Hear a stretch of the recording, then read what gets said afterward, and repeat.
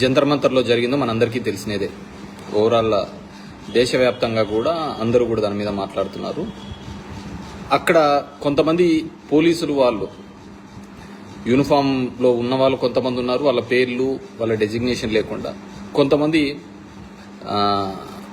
Uniform లేకుండా కూడా కొంతమందిని కొట్టడం మనం చూసినాం. అది విజిబుల్గా అందరికీ కనపడింది. డ్రెస్సులు వేసుకొని రెగ్యులర్ డ్రెస్సులు వేసుకున్నారు, యూనిఫామ్ వేసుకున్న వాళ్ళు వాళ్ళ దగ్గర బ్యాడ్జ్ లేదు. ఒక ఆర్పీఎఫ్ ఆమె హైయర్ అఫీషియల్ ఏం చెప్పింది, ఎందుకు చెప్పి వేసుకోలేదు అంటే వేడుంది కాబట్టి నేమ్ బ్యాడ్జ్ వేసుకోలేదని చెప్పినారు.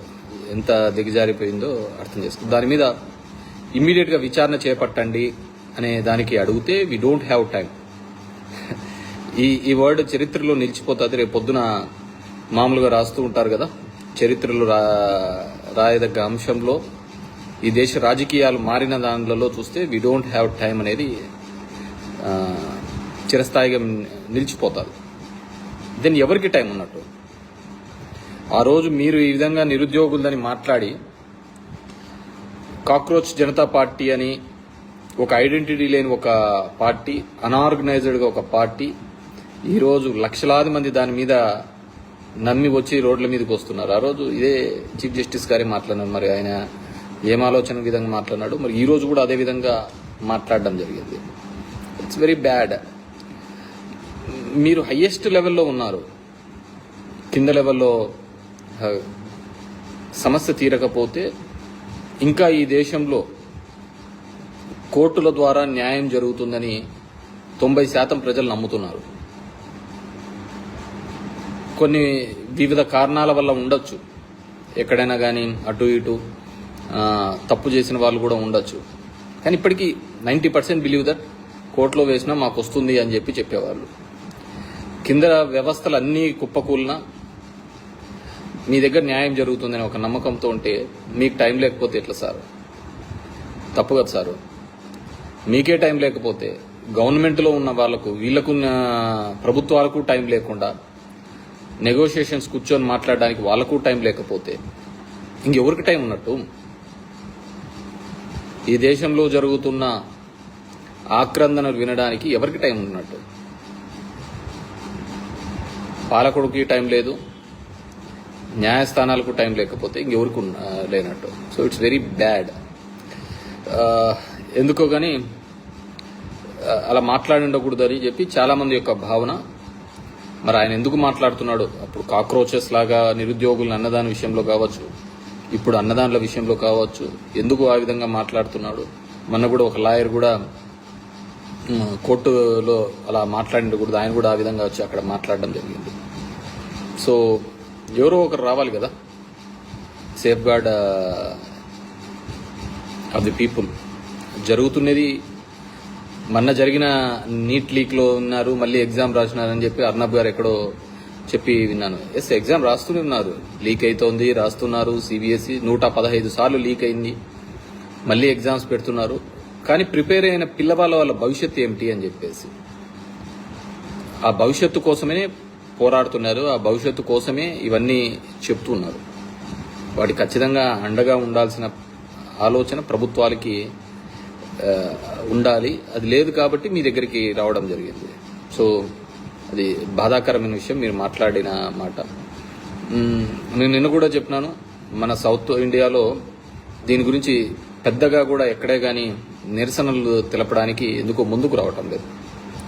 వివిధ కారణాలు ఉండొచ్చు. నేనైతే ఆంధ్రప్రదేశ్కు సంబంధించి, తెలుగు రాష్ట్రాలకు సంబంధించి ఎప్పుడో మన రాజకీయాలు క్యాస్ట్ అండ్ క్యాష్ మీద వెళ్ళిపోయినాయి.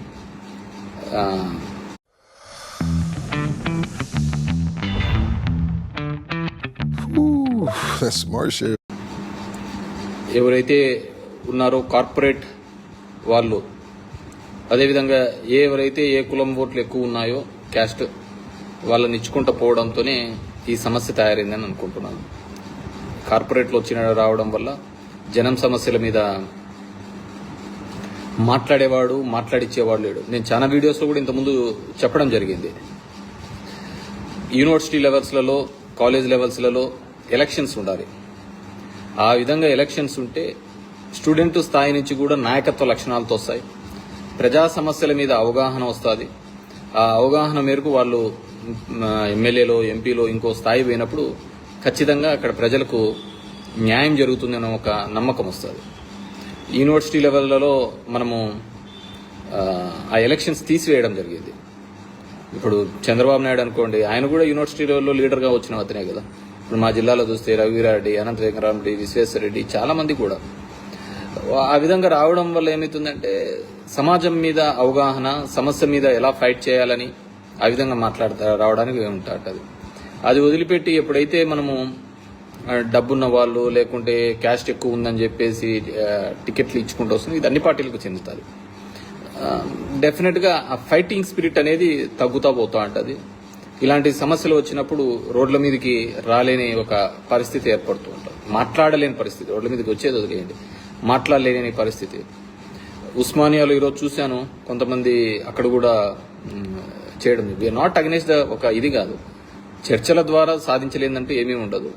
మాట్లాడి ఒక చట్ట రూపంలో తీసుకొని వస్తే ఇంకొకసారి ఈ విధంగా ఉన్న వాళ్ళకి ఏదైనా ఒక అకౌంటబిలిటీ ఉంటుందనేది అందరూ కోరుకుంటున్న విషయం.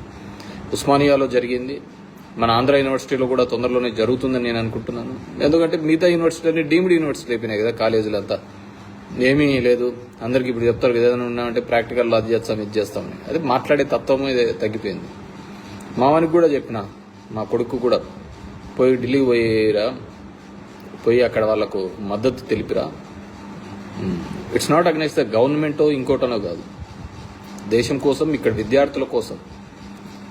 కార్పొరేట్ కబంధ హస్తాల్లో ఉన్నటువంటి ఈ విద్యా వ్యవస్థ, దీని నుంచి బయటకు వచ్చి ఒక మంచి విద్య వైద్యం అందించే విధంగా దేశం ముందుకు అడుగులు వేయడానికి ఇలాంటి సమయంలో మనము భాగస్వాములు కావాలి, మనం దాని గురించి మాట్లాడాలి అనే ఉద్దేశంతోనే చెప్పడం జరిగింది. సో ఇప్పటికైనా సరే చీఫ్ జస్టిస్ గారు ఆ విధంగా మాట్లాడిన దానిలకు ఇమ్మీడియట్గా